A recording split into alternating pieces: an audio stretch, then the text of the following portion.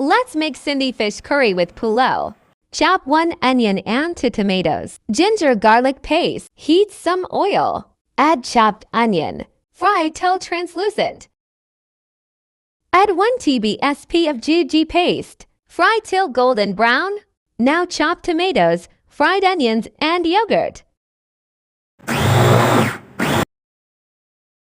Now add the paste in same pot. Red chili powder, coriander powder. Potatoes optional. Fish 500 grams. Salt to taste. Let the fish cook on low flame for 5 minutes. Fish curry is done. Now for pulao, heat some oil. Some garam masala.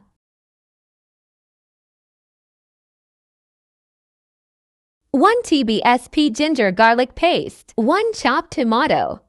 Turmeric powder. Biryani masala.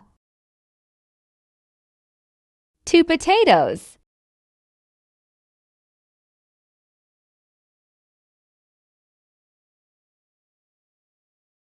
Let the water boil.